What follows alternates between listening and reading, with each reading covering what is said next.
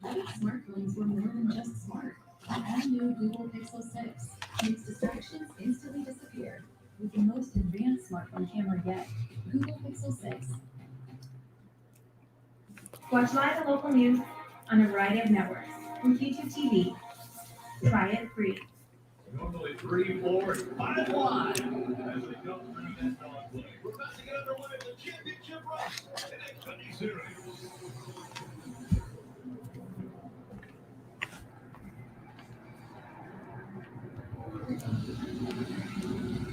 Relatively flat 1 and 2. Hardly any banking down there at that end of the racetrack and then down the backstretch. They'll dive into a little more banking here in 3 and 4. It's just a taste of what we're going to see out of these restarts with drivers getting 4, 5, 6 wide down the front straightaway, 3 turns to 1 and 2. Just sat behind him, rode for a long time. In fact, Coleman Presley, as you watch the pass to the lead back, that just happened moments ago. Coleman Presley, the spotter for this team, asked Brian Wilson on their second channel, the crew chief, do you want me to push it? Do you want him to go a little harder to get around the 54? And Wilson said no. Look, we've already checked out. All right, so as far as championship drivers go, this is really kind of throwing down the gauntlet. Austin Cendrick, he's out front at the end of stage 1, kind of showing everyone that he's here to defend his title. And even though the 18th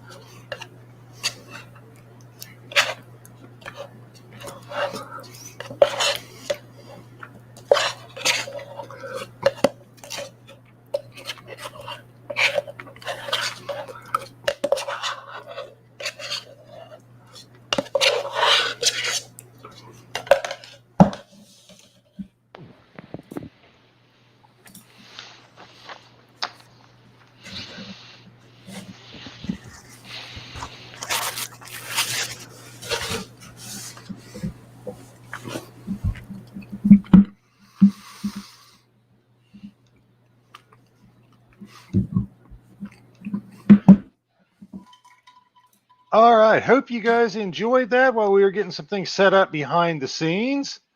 And I am joined tonight by one co-host and one co-host only, Zachary Brandevold. So, Zachary, how are you doing this evening? Doing well. Thank you, Tom. Good to be here. Good to get back into the swing of things. Final race of the season. Yeah.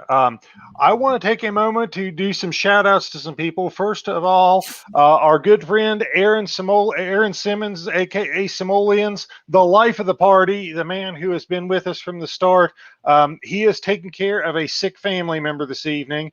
So we want to wish him well and send out thoughts and prayers to both him and the sick family member. And out of respect for his privacy, I'm not going to go into any more details. But Aaron, we are certainly thinking of you and praying for both you and your sick family member.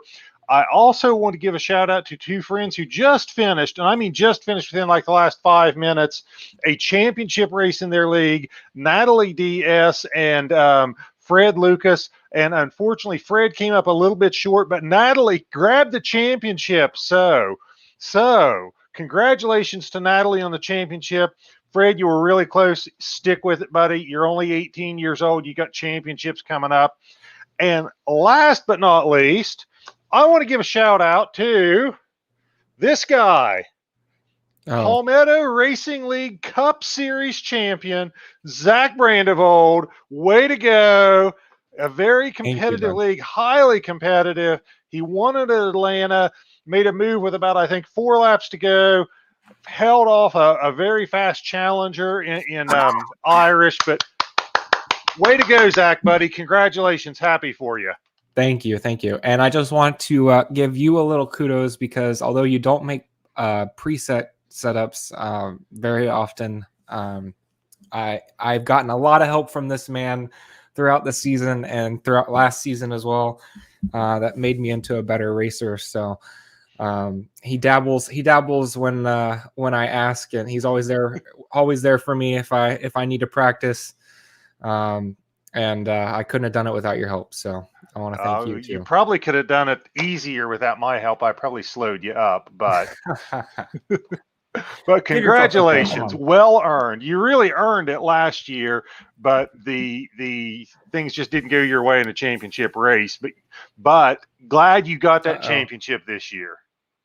Really glad you got it this year. So so we got three championship races to talk about this year. In the real world, not in the online world. All at Phoenix, Truck Series, Xfinity Series, Cup. I am going to cover the Truck and Cup. Zach is going to cover Xfinity, and I'm going to jump right into it. In the trucks, you had the guy who everybody thought was going to win it, the guy who was the front runner all season, John Hunter Nemechek. Fantastic season, several wins, proved a lot of doubters wrong because people said he was making a mistake by going to the Truck Series.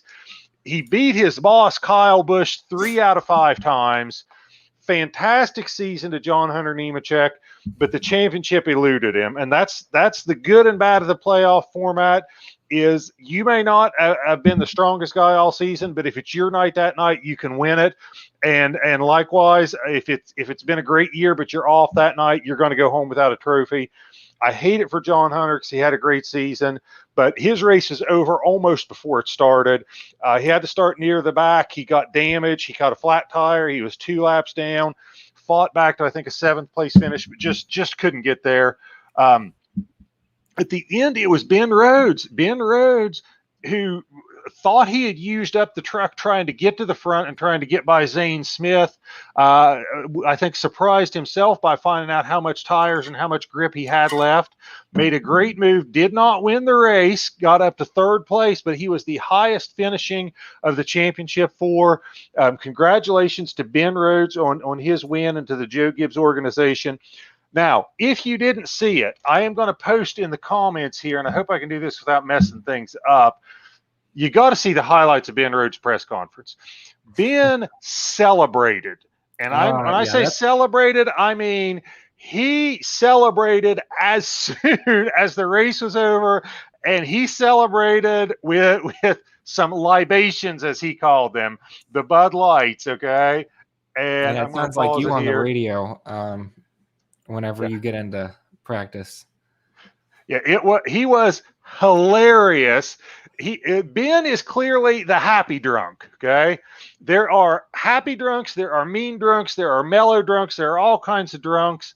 Ben is clearly a happy drunk. And I am going to post in the comments here a link to not the whole press conference, but just the highlights of it, but you guys have to check it out. It was hilarious. I have not heard if he got in any trouble for it. I hope he did not, because he didn't really say anything inappropriate, and he was just thrilled and celebrate that championship in big style. So congratulations to Ben Rhodes.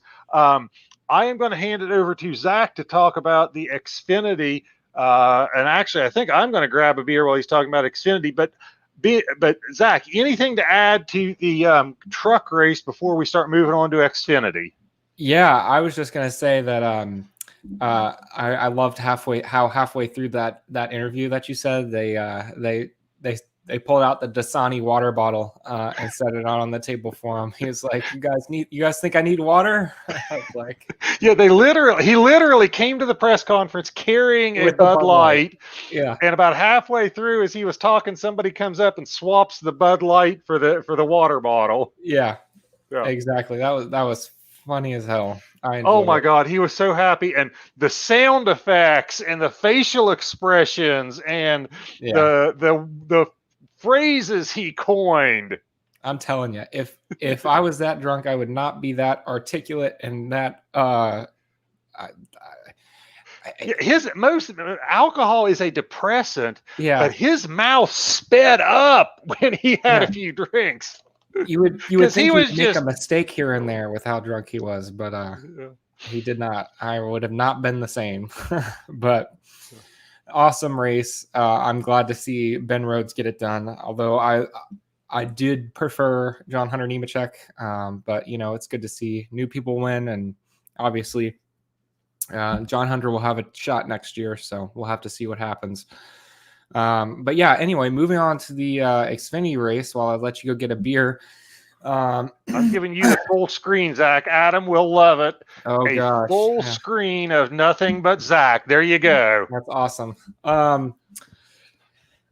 So we had problems for one of the championship 4 drivers for the Xfinity series even before the race even started. The 18 hauler of Daniel Hemrick hit a deer on the way there and was unable to continue. So they took Ty Gibbs hauler for his ARCA series and put that 18 car on there. It actually had a little bit of damage coming off the hauler. So it's pretty, I'm assuming that the damage to the 18 hauler originally is going to be pretty extensive. So I hope everyone and everything is okay with them. But moving on into the race, practice started off with, we obviously had our first practice of this season for the championship race on an oval. And of the playoff drivers, you had Austin Cendrick in second, Hemrick in third, closely behind, and then Noah Gragson in fourth, and then all the way back in seventh, about almost 3/10 off, you had AJ Almandinger, which seemed to ring true throughout qualifying and the race. Colleague could not find the speed. I really thought they potentially had a shot at the championship, but they just did not hit it on the setup, qualifying or race. So that was a little bit disappointing to see because they just did not have the speed. Going into qualifying, Austin Cendrick puts it on pole. The next closest championship driver, you have Daniel Hemrick in fourth, about 2/10 off. And then Noah Gragson in seventh, about 2.5 off. And then you also have AJ Allmendinger, like I alluded to, and back in 12th, almost a little bit under half a second off. So that was interesting to see. Typically we see the championship 4 drivers bring their best package throughout and get 1, 2, 3, 4, or at least all in the top 10. And we had one driver outside the top 10. So we get into the race. Austin Cendrick leads stage 1, followed closely behind by Daniel Hemrick. Austin Cendrick really kind of ran away with this stage. He was really fast, and I believe Hemrick, he passed John Hunter Nemechek late in order to get past him. Then you have Noah Gragson in 5th and AJ Allmendinger in 7th. For stage 2, Hemrick won that with Austin Cendrick closely behind. Noah Gragson in 5th and AJ Allmendinger in 6th.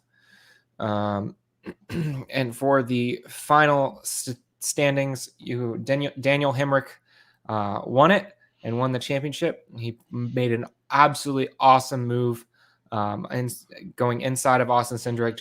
I really didn't even think he was going to get it done, but he just sent it in there in the final corner. And really, I mean, Zach, I've got that video if you want me to show it now. Yeah, go ahead. Okay. I'll keep talking while you pull it up. Out of all of the slide jobs that could be here, I'll let it be. One more time around. Daniel's still right there. What will he do? The two fighting for the win and the championship. At this point, you get such a big run off the corner. It's hard for you to get a run, and that's why he tucked behind him. At this point, I was like, there's no way he's going to be able to get to the back bumper. He just sends it in. Closing the gap. Out of 4, they're side by side. And just wins it. At the line. I couldn't believe it. It was awesome to see, and out of all the moves that I've ever seen, I think that's about the cleanest to win the championship. For all the marbles, his first career win, and he does the backflip. I think it's just awesome to see. and I'm so happy for him because he's had so I think he was winless in 207 starts in the NASCAR series in all 3 divisions. And he finally gets it done there and for the championship of all things. So, that just proves that consistency matters because he's really been consistent all season. And, like I said, that just has to feel so good for him. And he goes out on such a high note. Austin Cendrick obviously finishes second, and you have some of the Noah Gragson in 12th and AJ Almandinger in 14th. If I'm not mistaken, there was a little bit of contact between Noah Gragson and another driver, which caused him to fall back a little bit towards the end. And then, like I said, AJ Almandinger really wasn't a factor in this race at all, which was a little bit disappointing. Hopefully they bring a better package. I believe AJ Almandinger is going to be trying to challenge for another title next season. So awesome race, awesome finish. And, I always love to see first-time winners. And I think to win the championship, that's just dominant. So, yeah, I was really surprised that Almandinger was not a factor in the race. And we saw the good and the bad of the playoff system play out this weekend in that, in the Cup Series, I really felt like the right guy wound up hoisting the trophy at the end of it because I felt like he's been the best driver all season. In the Xfinity Series, I really felt like it, if you would have said Austin Cendrick or you would have said AJ Almandinger, I would have said they both had great seasons. They were about even all year. They were the 2 dominant drivers. Either one of them, I would have been saying the right guy won it, and not taking anything away from Daniel Hemrick, but this is the problem. He didn't have even maybe the 3rd best season start to finish, but he got it done when he had to. So congratulations to him. But that's the good and the bad of the playoff system. But it creates the drama, it creates the excitement, and that's, I think, what it was designed to do. They got tired of having people clinch championships with a month left in the season.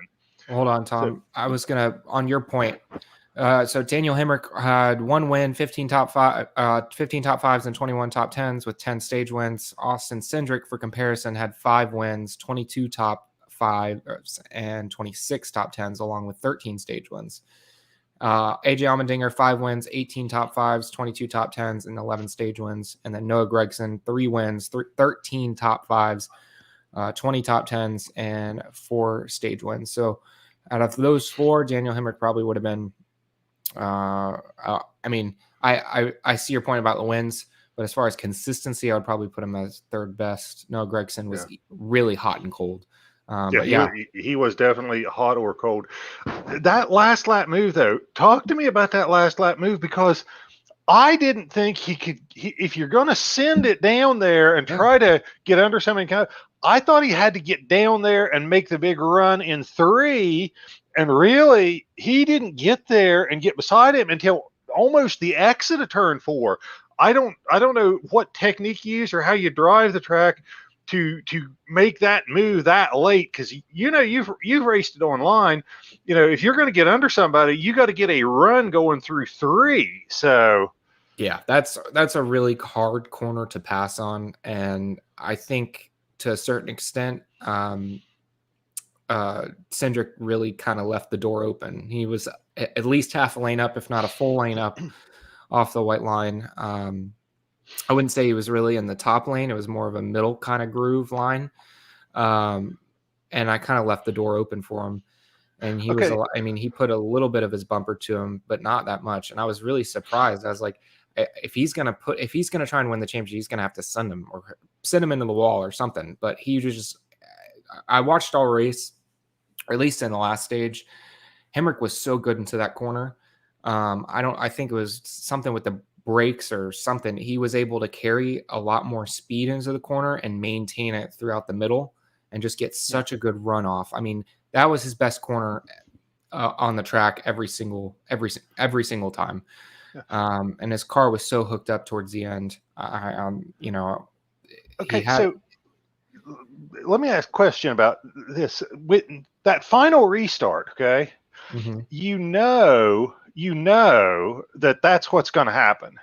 that he's going to try to get under you and move you up the track. And I know it's easy to sit here and be Monday morning quarterback, but if you're Austin Cendrick and if you know that's what he's going to do you still take the outside line on the last restart? I was looking at, and maybe he thought he could clear him enough that he couldn't get under him and move him even by sending it.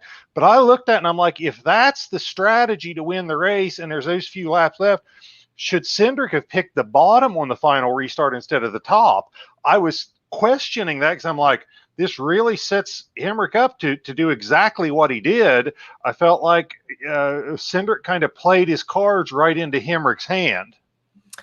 Yeah, I think that it's always hindsight is 2020 in this scenario. But I think the top side allowed him to get a better run off the corner. And when you look at it, when he came out of 3, it didn't matter. And he had enough space.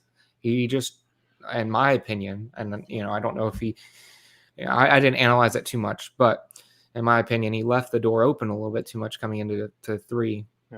And Hemrick just had a fast car. I mean, he pulled alongside him on the inside of him and throughout that entire lap. And I like I said, I think it just came down to that. I mean, a faster car, at least on the short runs, it seemed like, and also he left the door open a little bit. But yeah, I think maybe he picks the bottom line, he gets a better launch, and he's able to get ahead of him and protect the bottom line a little bit better. Yeah, so, I don't know, and it's easy for me to sit here and say that because it didn't work out. I know how the top line didn't work out, right. So it's easy for me to say that. But let's go on to the Cup race, and unless you have been living under a rock in the racing world, Kyle Larson has been dominant all year and wound up winning the championship there. And I want to pull a quote up here, a comment up here from Josh Hall, Cherokee Country Boy. Almost feel bad for accepting the winning. So all I have to say to that is drinks are on Josh, everybody. So track Josh down. Drinks are on him. He's apparently got a fat wallet right now. So yeah. Unlike the other 2 races, the Cup race, every one of the championship contenders was a factor at some point. Larson won a stage, Truex won a stage, Elliott and Hamlin kind of traded off short run versus long run speed and who was the fastest there. So they were all running up front. They were all factors. But what absolutely was the 2 moments that kind of happened almost back to back that were the defining moments of the race was final pit stop with, I don't know exactly what, 10 to go. Larson has been phenomenal all year about getting on and off pit road, and his pit crew has been phenomenal, and they absolutely put him in position to win the championship. Yellow flag, so there's not much to be gained as far as speed on your entry lap or your exit lap. So it almost comes down to the pit crew. Final pit stop, Kyle Larson's crew brings him from 4th to 1st. To some degree, it was helped by the fact that he had the front pit stall by virtue of being on the pole. But pit crew does an amazing job. 3 positions, and we're not talking about 3 positions by going from like 37th to 34th. This is 4th to 1st against 3 of the best pit crews in the business. So his whole pit crew had to feel phenomenal about the contribution they made. And then you have the final restart. And the final restart, Larson's on the outside. You've got Hamlin on the inside. And if you are going to make the argument, if you are a Denny Hamlin hater and you're going to say he choked away a championship, this is your argument. Now, I'm not sure that I would put it in the category of choking away a championship, but this is it. Watch this restart and watch the launch that Larson gets, and not only the launch that Larson gets and how quickly he clears him, but even Truex, who was starting on the 2nd row, basically clears Hamlin on this restart. But to me, it was a matter of Larson winning it coming off pit road and Denny's Hamlin's chances just going up when he doesn't nail this restart. That's a great launch from the 5 so far. Now they are at the start-finish line. By the time they get to the start-finish line, he's already cleared Denny The Hamlin. 5 surging out front. And then when they go, And Truex they're going to cleared turn Hamlin. 1. Truex has almost gonna do cleared it. him. It all started. Hamlin did not get the launch he needed. Now Truex is in second. Now you could either say that Truex or that not Truex, that Larson got a great restart, or that Hamlin got a terrible one, or a little bit of both. Based on the fact that Hamlin didn't just get passed by the leader, Kyle Larson, but he also got passed by the guy that's second in that line, Martin Truex Jr., I really think Hamlin just terrible restart there. After that, Truex puts up a good fight. Looked like we were going to have another Xfinity finish where Truex had a chance to move him, but Larson was able to pull away a little bit in the closing laps, stretched out to 7 or 8 tenths of a second. Kyle Larson, young money, bringing home his first NASCAR championship. Congratulations to him. I feel like this is the scenario in the playoffs where the guy who was the best driver all year hoists the trophy at the end. Felt like he had a great season, deserved it. He's overcome a lot to get back to where he is. And I just want to say, you know, I heard what he said. I saw the apology made. I know all he's gone through to get back into the sport and back to the top level. I feel like he's earned forgiveness. I don't feel like anybody should have their life or their career judged based on 1 5-second soundbite when they've never done anything else like that in the other 29 years they've been on the earth. So I'm glad to see he's overcame that he seems to be earning the forgiveness of the fans and building up a fan base, and glad to see most of all that comment was truly a mistake. That really wasn't how he views race. So congratulations to Kyle Larson. Looks like we may have lost Zach, so I may be flying solo here. Until we get Zach back in here, I am going to go through some comments. We've got some great comments here. Oh, Zach is back. All right, Zach, what do you have to add to after I babbled on there about the Cup Series race? You know, it was awesome to see Kyle Larson win. I think it was deserving based off of this season. You know,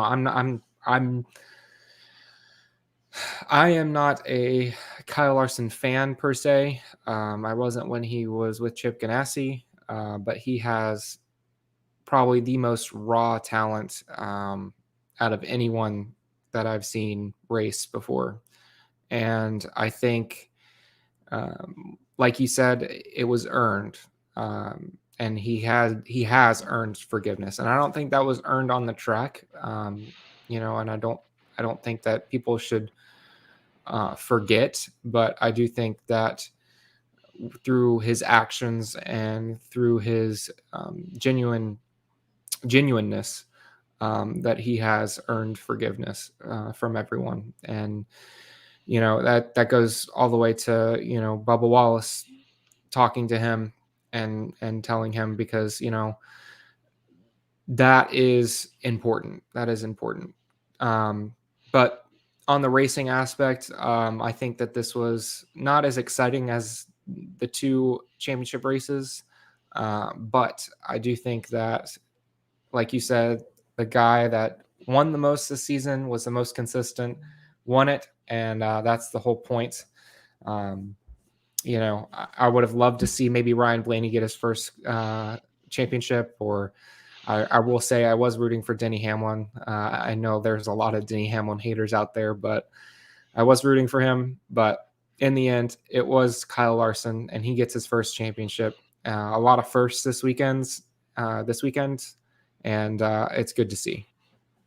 Yeah, I disagree with you, because I thought the Cup race was absolutely as exciting as the Xfinity or trucks. Now, maybe it didn't have the last lap drama that the Xfinity race did, but as far as a good race start to finish with all 4 championship contenders being up near the front and taking their turn leading, when we were midway through stage 3, I did not know who was going to win. I did not know who had the best car among them.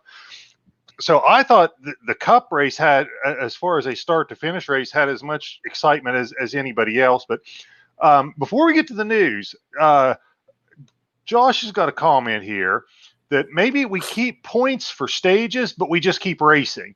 So if we I say like that. stage 1 is 50 laps, then whatever the running order is, the top 10 at lap 50, they get those points, but we just keep racing and we don't have a caution. I've heard that before, and I think that's really interesting because it would give you better flow. The downfall of that is they run a lot of commercials during those stage breaks. They do. They usually run a couple of sets of commercials, and I think the TV networks are going to have a heart attack because that gives them fewer opportunities to run commercials. But another thing that's kind of a little bit old school that I would like is they used to give you 5 bonus points for leading a lap, and they used to give bonus points for leading the most laps. I think that could be incorporated back in to help guys who have dominant cars be able to get more points and kind of earn points for the dominance that they're showing. Yeah. And I will say, I don't think Hamlin really had the long short run speed. Sorry, he had a really good long run car. So did Truex, and I think that really hindered them in the end. I think they wanted to stay green, and that really kind of played into Larson's hands towards the end. I mean, Hendrick just had, I wouldn't say the fastest car, but they had the most well-rounded as far as short run and long run speed.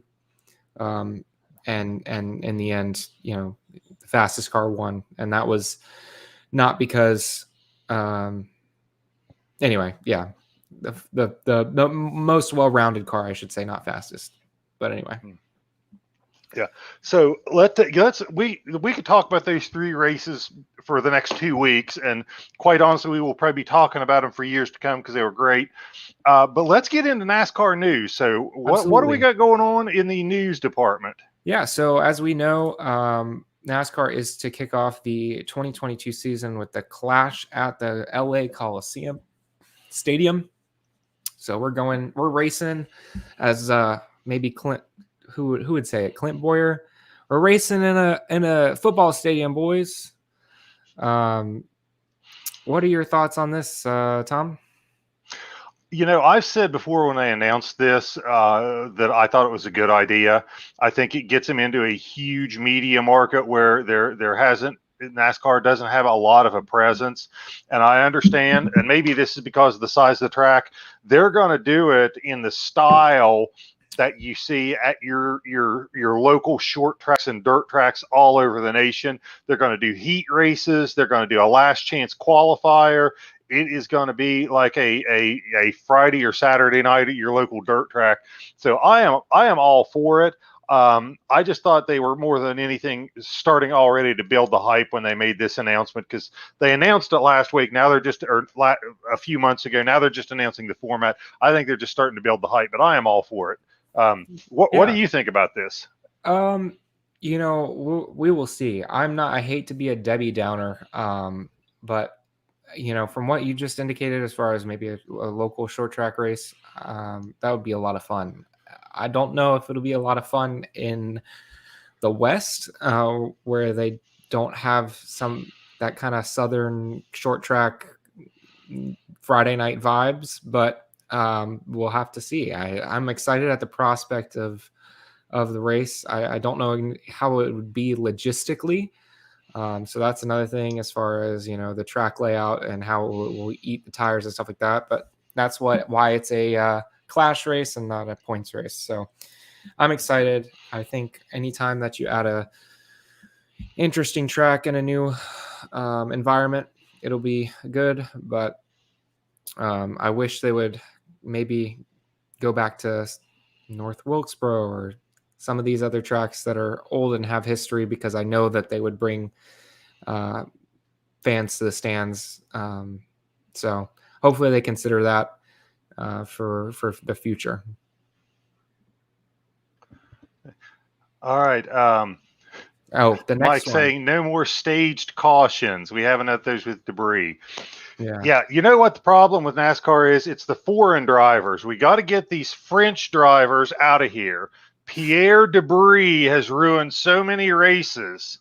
We got to get this French guy out of here. No more Pierre Debris. Yeah.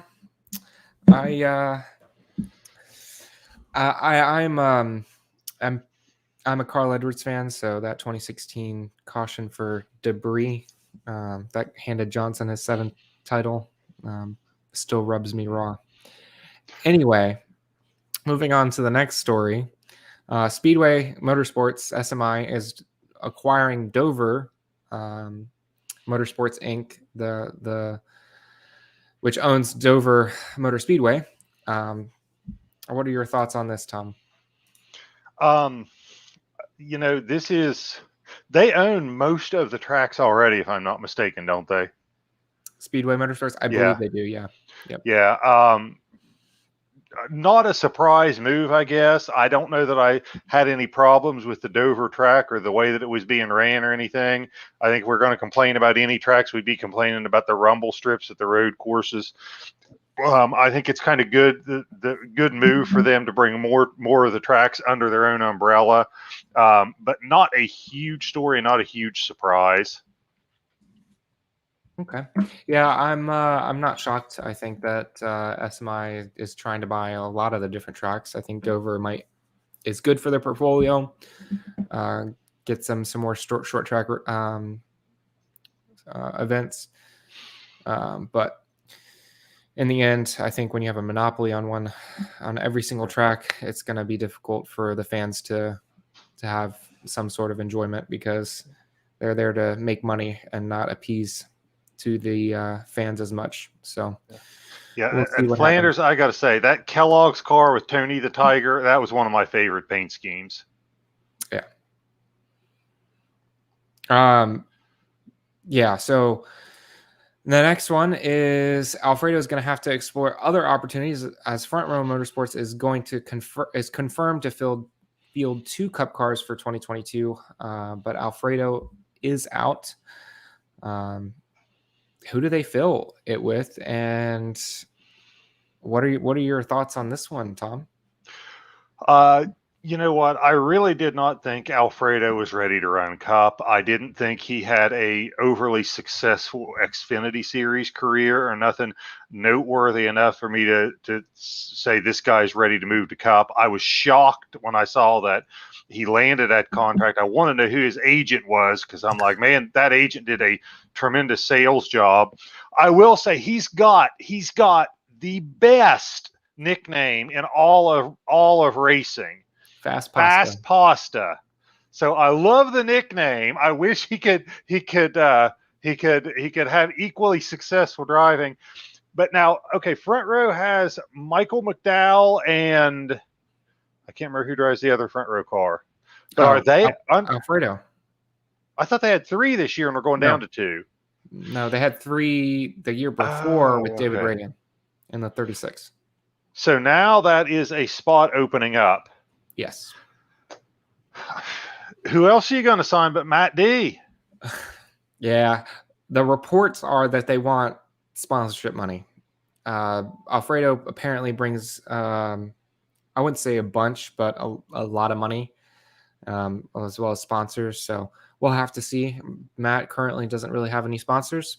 But that would be interesting. I think that, if they could put him in that would be awesome. I would 100% love that as a Matt D fan, but we'll have to see. How about a Paul Menard comeback? Speaking of somebody who can bring sponsorship with him. Maybe. I think who else? They were talking about maybe Garrett. The rumor is that Garrett Smedley would be bringing over Nurtec. I don't know. I would say that's a far-fetched rumor, but we'll have to see. But also, I think it's awesome that Front Row Motorsports is fielding 2 cars next season. Just shows their commitment to NASCAR, and it's going to be awesome to see the Front Row Motorsports continue. So we'll have to see who they pick for their second seat. I will say, though, Tom, to your point about Alfredo from last season, it was a very, very last-minute call. Alfredo was the only one with funding, without a ride in the Xfinity Series last season. So they called him up. He had a little bit of money, and it was kind of a short term because John Hunter Nemechek the John Hunter Nemechek deal got announced a little bit late. So they did the best with what they could. Obviously that when you look back on John Hunter Nemechek's tenure, it was a little bit better, a lot better actually than Alfredo's. So I think that car has more capability in it than what was shown this season. So we'll have to see who it goes to. I kind of like Alfredo. I don't think he's a bad guy, but I just don't think he produces much on the track. But to me, that says something. When you have funding and nobody will still give you a ride. Yeah. That says something. Yeah. So I hope Alfredo lands on his feet somewhere. He might have to take the Hemrick approach where he goes back to Xfinity. There are still some seats open there. So I do hope he lands on his feet. It is sad to see him go. But I don't necessarily think this was a long-term deal for both parties, Front Row Motorsports and Alfredo. I don't think they were wanting to stick together for too very long. But we'll have to see where they fill it with. Tom, I did want to add one thing because this is super important. I saw that. We got to talk about that one. Steve Phelps, which is, if everyone knows NASCAR, I'm sorry, Adam Stern, who's really big in NASCAR. Anybody who does looks at news has Adam Stern's quotes all over it. It's apparently Steve Phelps was speaking about a potential new manufacturer. And this is a quote from Steve Phelps. Quote, "It is widely rumored that Dodge is one of the closest to joining NASCAR. I will not confirm nor deny that. I would suggest that things are regressing, or I would say that things are progressing. When we have something to announce, we will." So, I mean, I don't know about you, Tom, but that comment to me seems to suggest that there are some talks going on, and that's a lot more than what has happened in recent years with Cadillac, Dodge, Mopar, whatever, coming out and straight saying that they aren't coming back to NASCAR. So that is a big jump from a couple years ago to now, and they're obviously having calls about it. What are your thoughts? That's pretty big news. If you were to ask me if we're going to have a fourth manufacturer and who it's going to be, literally, if you asked me that an hour ago, I would have said your best bet is Honda. This is coming out of nowhere. I think with us being so close to next year, I don't think you're going to see it next year, but I think we're talking about a 2023 launch. But the other thing is, if Adam Stern says it, it has credibility. Okay. Exactly. He and Bob Pockras are your two guys that if they say it, they would not say it without having some factual basis and good foundation for their comments. He's got a ton of credibility. So, we'll see. That would be exciting. But, literally up to an hour ago, I would have bet on Honda. Yeah. I mean, I think that's what everyone was going towards. I mean, Honda has an American performance division. They do a lot with IndyCar. They extended that contract, and they were open and looking more because they were closing their F1 division. I mean, I just thought it just made sense, and there were definite rumors and notable people talking about this. I think it's amazing, and there's a possibility that two manufacturers come along. So, who knows? Maybe we have an abundance of manufacturers. It would be nice to see. I would love to see it. And honestly, this is I'm shocked. I saw it earlier, and I was shocked because the all the news a couple years ago was saying that they're never coming back, and now it's seeming like almost a confirmed deal. I mean, it's coming out of the president's of NASCAR's mouth. So Yeah. Anyway, before we go into the next segment, I want to acknowledge a couple of comments, and we got some guys here. Extreme Dirt Racing, I think. Somebody new, maybe. Flanders, somebody new. We got some new guys in here commenting. Great to have you guys. Thank you guys for tuning in. Hope you're enjoying the show. A couple of comments I want to acknowledge here or put up, which I think are interesting. Bundy, who has been a regular on the show, moved Nashville Speedway to Nashville Fairgrounds in a couple of years. Okay, now this is really something that I think you got a couple of twists and turns here, because remember, Tony Stewart's SRX series ran at the fairgrounds this year. So I don't know if NASCAR is going to want to run at the same track that the SRX series runs at. I don't know if Tony is going to go back there. I don't know if he's got an exclusive deal there, but I don't know.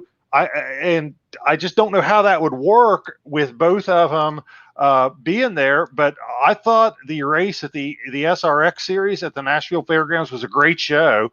So I think you could have good racing there. But I think that's kind of, I think there is probably more lawyers standing in the way of that one than anybody else. But don't know what if you have any thoughts at all on that, Zach. But I thought that was an interesting comment. Yeah.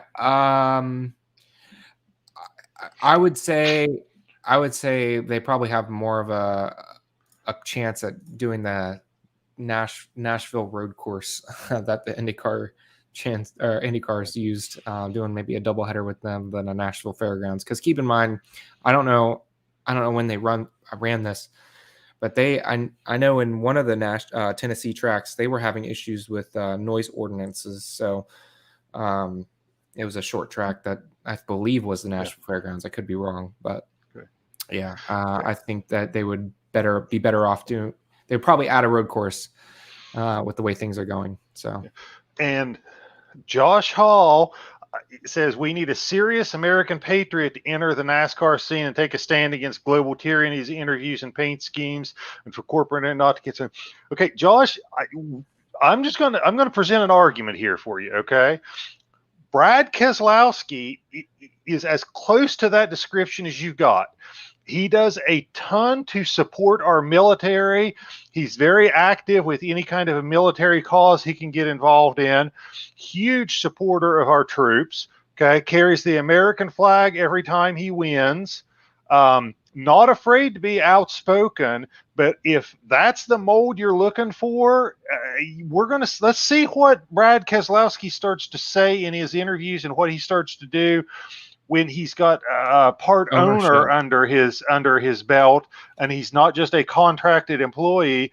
But if you're looking for somebody like that right now, I think Brad Keselowski fits that mold as much as any driver we've got out there. Just my thoughts. We'll see what people have to say in the comments. But anyway, and Simoleons is tuning in, I assume, from the hospital with his family member. So thank you for tuning in, Simoleons. Wish you were here in the studio live with us, but glad things are going well enough that you can take a break from being a caregiver to tune in with us. But we are up to who's hot and who's not. So, Zach, I will let you go first. Who you got for who's hot and who's not this week? Yeah, who's hot? I'm going to say Daniel Hemrick. I couldn't give him enough praises. You know, this was I think just last episode where I was telling him he was the who's not because he had yet another race slip out of his hands and a late race restart, and he gets the job done. Wins the championship all in one, first career win. It was just amazing to see. And he did it on a very, very, very clean move. It gives me chills. And then not to mention, he did the backflip, which is reminiscent of Carl Edwards, my favorite driver. I really didn't even see that live on air. I saw it afterwards and I was like, you got to be kidding me. No way. And not to mention, it was the anniversary of Carl's last win. So all of the great feels, and Daniel Hemrick deserved all of it. So I'm so happy for him on his way out, going to another team next season, Colleague Racing. So just awesome to see. As far as who's not, I'm going to say AJ Almandinger. Man, what could have been this season. It seemed like he hit his hot streak just about perfect.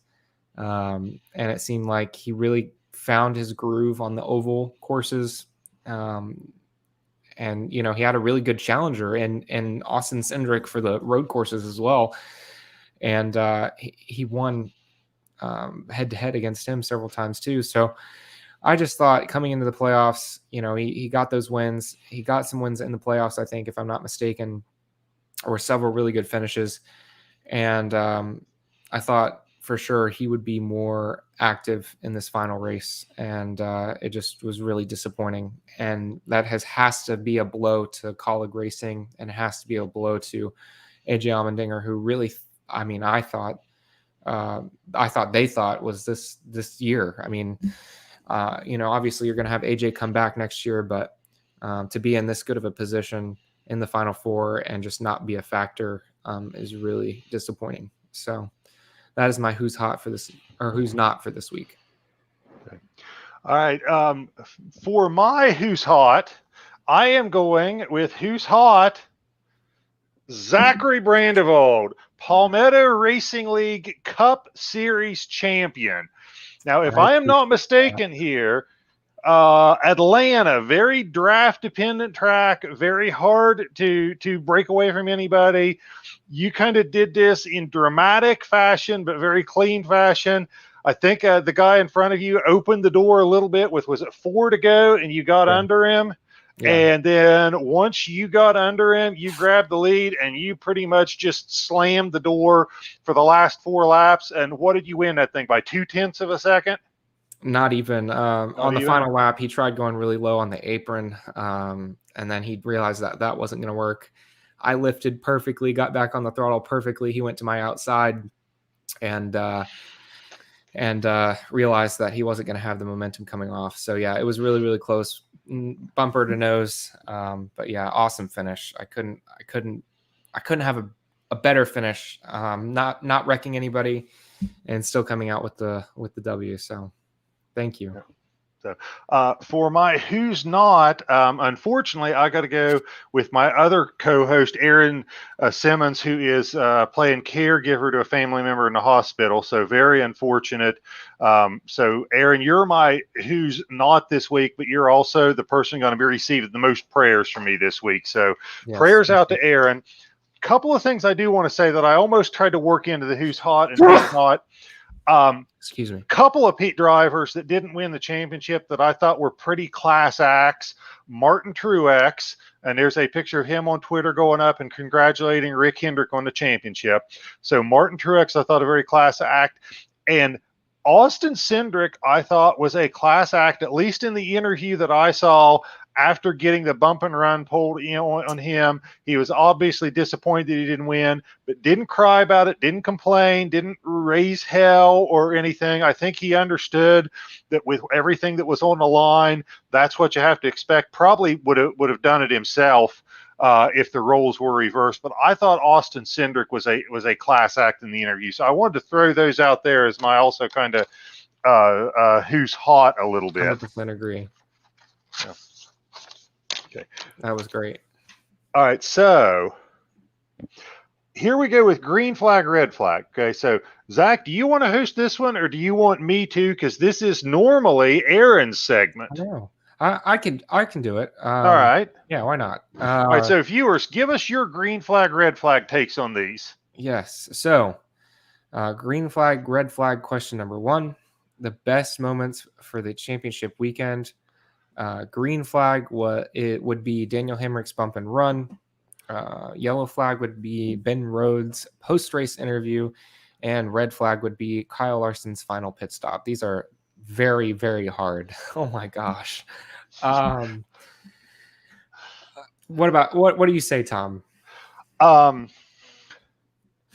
Just because it's the only one that actually involved the on-track racing, I'm going to go green flag Daniel Hemrick's bump and run, because the other one took place in the pits and the other one took place in the press area, because that was the actual one that took place on the racetrack.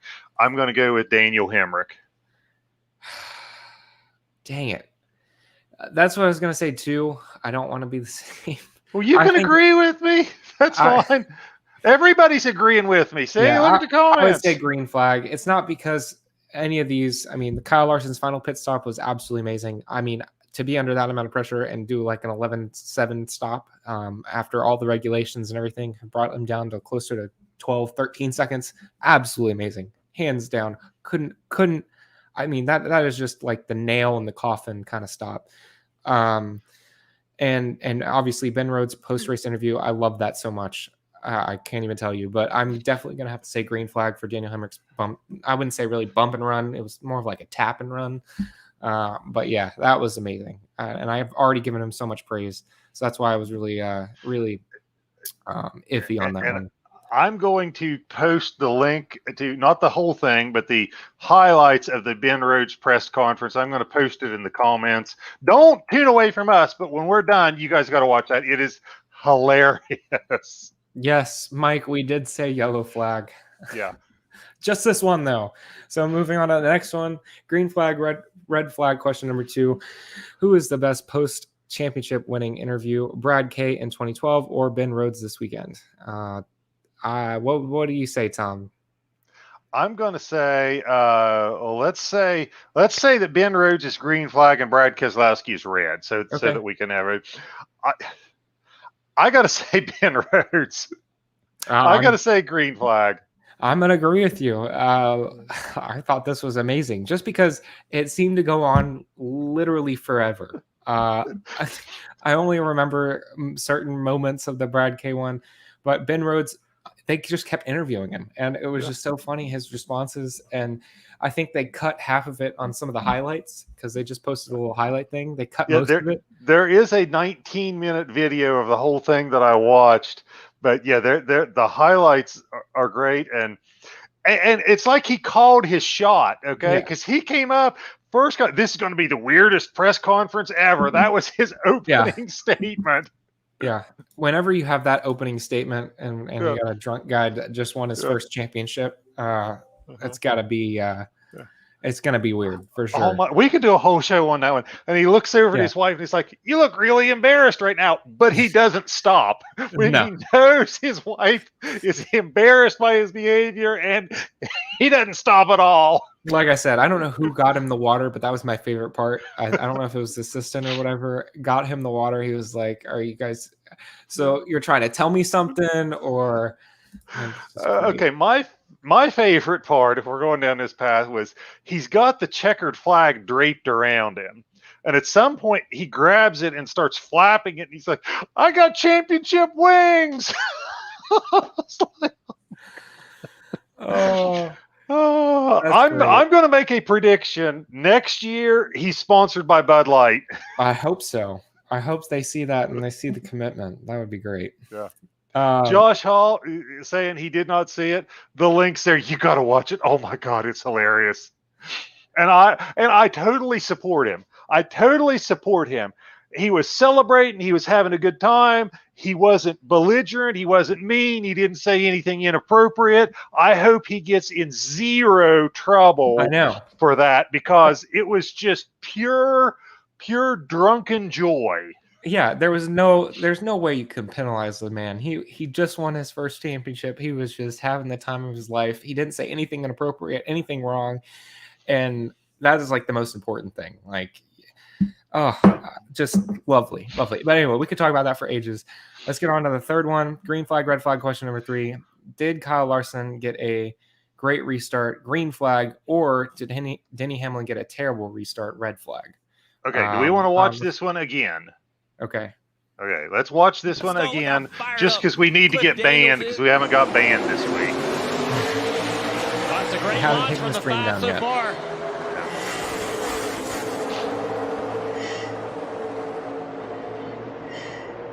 The 5 surging out front. Can Truex clear Hamlin? He's going to do it. It all started. Hamlin did not get the launch he needed. Now Truex is in second.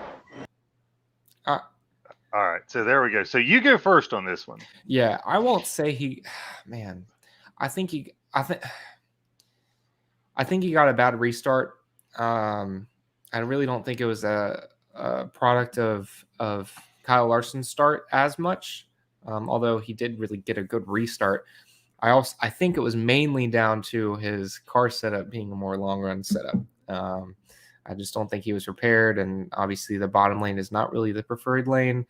So just a multitude of factors, but I'm going to say green flag. I'm sorry, red flag. That it was Hamlin's terrible restart that really affected that. He just spun the tires and just couldn't get on with it. Okay, now wait a minute. You said green flag.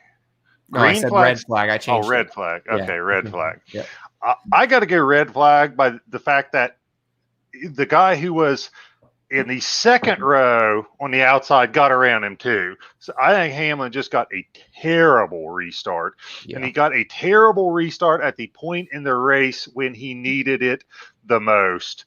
And, oh, by the way, Mike Hora, who's been on us for saying, did you guys just come up with a yellow flag question? Look at your answer, Mike. It was a little of both. You're taking the yellow flag now, so there you go.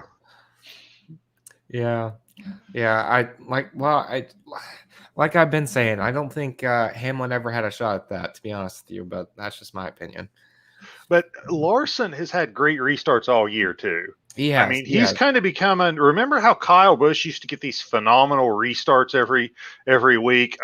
Larson is kind of taking over the crown of restart king, I think, right now. I mean, when your pit crew gets 11-7 pit stops and gets you up in the front, get you in first you better place, pull your weight after they got you 3 spots. Exactly. Yeah. Then you better get it. So, but yeah, that was a good restart for both of them. I'm sorry, good restart for Kyle Larson and terrible restart by Hamlin. So anyway, moving on.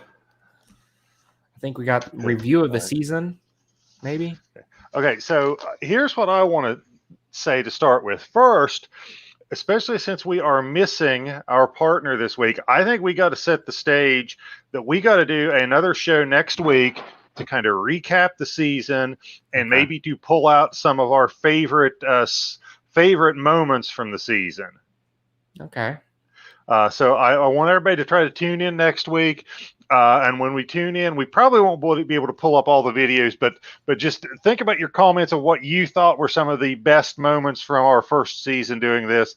And I just wouldn't feel right bringing the season to an end without having Aaron as a part of it. Because you and I have both missed weeks, Zach. Aaron has been here every single week. Here we go. So, but reviewing the season, I do think that the right guy hoisted the championship trophy at the end of it in the Cup Series. Thrilled for Kyle Larson. I think he earned it. Thrilled for people who had breakout seasons like Ryan Blaney. Glad to see Kyle Busch return to be kind of competitive on a weekly basis. Glad to see all of those things happen. Looking forward to the next season. I have no idea what's going to happen with the next gen car. But I want to say and I have said this all year, the most overlooked move of the entire season was when they took Chad Knaus off the pit box and put him in the shop overseeing the building of all 4 cars.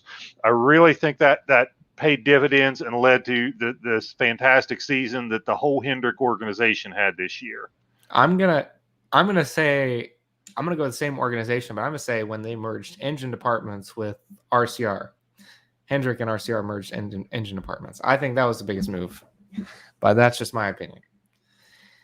But I do think that having Chad Knaus oversee everything instead of just being crew chief really helped, especially with all of his experience. I think the combination of both those things, I mean, if Hendrick didn't win this season, I think that would have been a big blunder, but obviously they proved. I mean, Bowman won 4 races. I think the 24 team had probably the most consistent season ever. And did they win a race? 24? Oh, yeah. Yeah, they won a race. I think they won more than one. There was a point near the stretch run of the playoffs where the 24 was consistently outperforming the 9. That you could have made the argument that the 24 was the second best car in the Hendrick stable. Oh yeah, and I think there was one solid couple races, like at least a month or two, that the 24 was battling the 5 for the regular season championship. So at least early on in the season, not late. So yeah. Got to say, my core, I'm telling you, unless we have somebody unforeseen at a restrictor plate, the next first time winner in the Cup Series is going to be Tyler Reddick. Yeah, and in the beginning of the season, I would say that Austin Dillon was strong, but really towards the end of this midway towards the end of the season, Reddick just outperformed him every single race. I mean, I don't think there was a race that Reddick didn't outperform him consistently. So I wouldn't say as a team they were good. I think Reddick really brought that team out towards the end of the season, towards playoff time. And that was fun to see, though. Yeah. Okay, I got to pull this up. Josh, Ryan Blaney, your second favorite driver. Okay, Josh, you're from West Virginia. You've told me that before, okay? Do you know that the Blaney family has big-time ties to our state?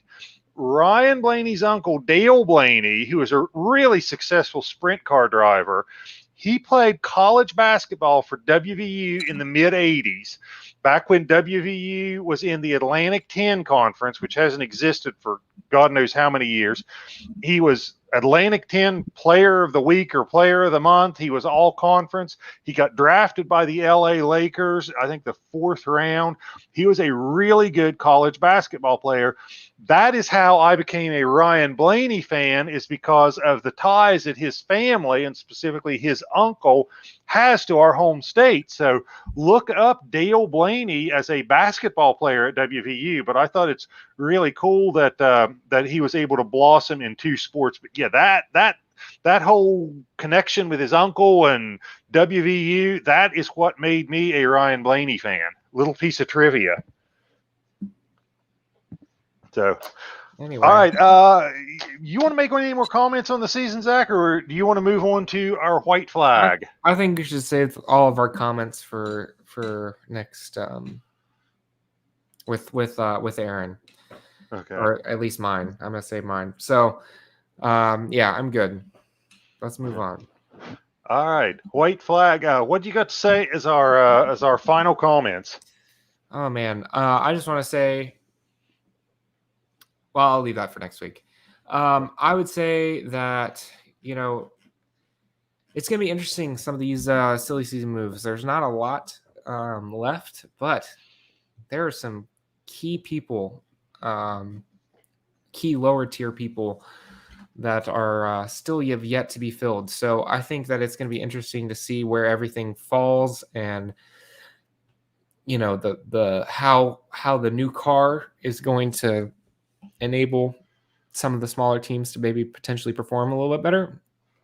I'm excited about the new things. NASCAR is changing, and sometimes in recent memory, most of those changes have not been favorable.